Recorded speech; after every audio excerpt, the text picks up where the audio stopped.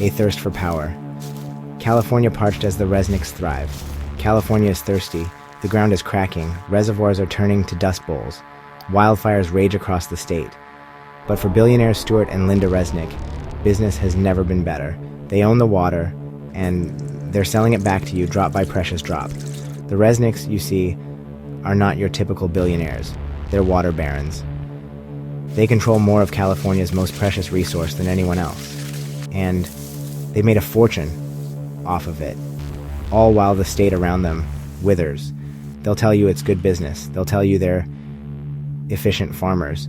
But behind the PR spin and the carefully crafted image of benevolent philanthropists lies a darker truth. The Resnicks, through cunning, connections, and a shocking disregard for the common good, have turned California's water into their personal piggy bank. How did it come to this? How did two people amass so much control over something as vital as water? The answer, my friends, is a story of greed, power, and a heist of staggering proportions.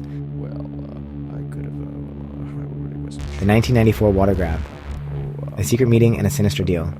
Our story begins in 1994. California is in the midst of a drought. Tensions are high, water is scarce. It's in this climate of anxiety that a select group of individuals gather for a secret meeting, among them Stewart and Lynda Resnick. The details of what transpired remain shrouded in secrecy, but we know this: the Resnicks walked away with the keys to the kingdom. They secured the rights to a massive amount of California's water that belonged to the people. This wasn't just any water, this was water from the Central Valley Project, a federally funded system designed to provide affordable water to farmers. The Resnicks, with their bottomless pockets and sharp lawyers, found a way to game the system.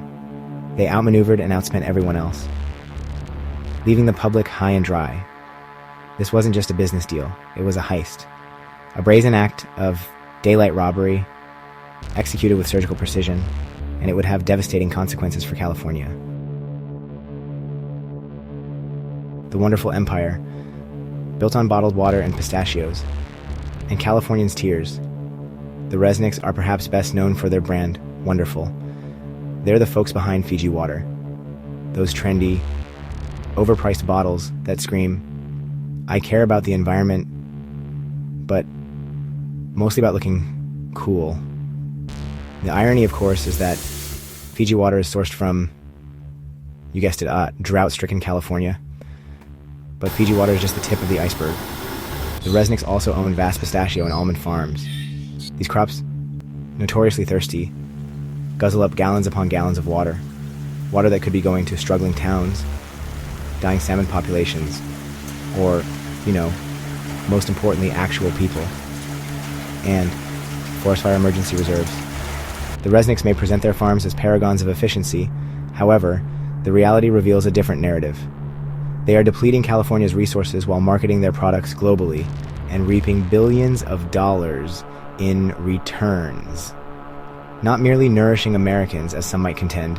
They'll throw out stats about drip irrigation and water conservation, but the numbers don't lie. They are greedily siphoning, often abhorrent excess of California's precious water, shamelessly reveling in a grotesque windfall of profit as they leave the parched land to wither and choke. Political puppeteers, how the Resnicks pull strings in Sacramento. How do the Resnicks get away with it? How do they manage to bend the rules and hoard such a precious resource? The answer, my friends, is simple: politics. The Resnicks are major political donors. They've poured millions into the coffers of both Democrats and Republicans, and they've cultivated relationships with powerful politicians, including former Governor Jerry Brown and current Governor Gavin Newsom.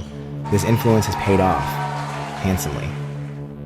The Resnicks have been instrumental in shaping water policy in California, often to the detriment of the public good. They've lobbied for legislation that benefits their businesses, even if it means less water for everyone else. They've mastered the art of the backroom deal, the quiet whisper in the ear of a powerful official, and they've done it all with a smile and a carefully crafted image of corporate responsibility. Donating millions to mask their billion-dollar greed. Is it philanthropy or public relations? Your opinion matters. Tell us in the comment section. The Resnicks are masters of illusion. They understand the power of a good image, That's why they're big on philanthropy. They've donated millions to various causes, from art museums to hospitals. They even gave a whopping $750 million to Caltech. It's all very generous, of course, but it's also a brilliant PR move. By positioning themselves as generous philanthropists, they deflect criticism and scrutiny. After all, how can you criticize someone who gives so much back to the community? But let's not be fooled by the smoke and mirrors. Their charitable giving, while commendable, pales in comparison to the billions they've made off of California's water. It's a drop in the bucket, a way to buy good PR and silence critics. Trump can see it. He is right about California's water. Donald Trump, a man who has often highlighted critical issues, calls out Gavin Newsom for wasting hundreds of billions of gallons of water. Back in 2021, during a rally, and again in 2024 on an episode of Joe Rogan, Trump criticized California's water policies, pointing out that the state was wasting water by letting it flow from Northern California through the Delta region directly to the Pacific Ocean to save a minuscule fish, the Delta smeltfish. President Trump often brings attention to overlooked issues. He has a valid point. California does have a water management problem. Gavin Newsom and Karen Bass are incompetent. Trump also mentions proper forest management, praising Austria's superior practices of cleaning the forest floor, and their forest fire safety records and statistics. It's noteworthy when Donald Trump addresses environmental issues with such clarity. Many of California's fire hydrants are bone dry, due to the extreme corruption and gross negligence of Governor Newsom and Mayor Bass. The price of greed. Megafires fueled by drought and corporate avarice. The consequences of the Resnicks' actions are real. California is experiencing more severe droughts than ever before. Wildfires, fueled by dry conditions and exacerbated by the depletion of water resources, rage across the state with terrifying regularity. These megafires are not just natural disasters. They are a direct result of human actions, of greed and short-sightedness. And the Resnicks, with their insatiable thirst for water and profit, bear significant responsibility. The Resnicks, of course, will deny any wrongdoing. They'll point to climate change and natural weather patterns. But the truth is, their actions have made a bad situation infinitely worse. A growing backlash. Californians are starting to fight back. The good news is that Californians are waking up. They're starting to understand the true cost of the Resnicks water grab. And they're starting to fight back. Grassroots organizations are mobilizing. Lawsuits are being filed. Politicians are finally starting to ask tough questions. The Resnicks, for so long accustomed to operating in the shadows, are now facing a public reckoning. This is a fight for the future of California. It's a fight for the right to water, for the health of the environment, and for the soul of a state that has always prided itself on its progressive values. Can California be saved? The future of the Golden State hangs in the balance. The Resnick story is a cautionary tale, a reminder that greed and power, left unchecked, can have devastating consequences. But it's also a story of hope, because Californians are starting to fight back. They're demanding change.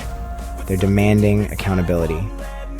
The road ahead will be long and difficult, but the future of California, the future of the Golden State, hangs in the balance. And the fight for water, the fight for justice, has only just begun. If you have made it this far in the video, please like and subscribe and check out my other videos.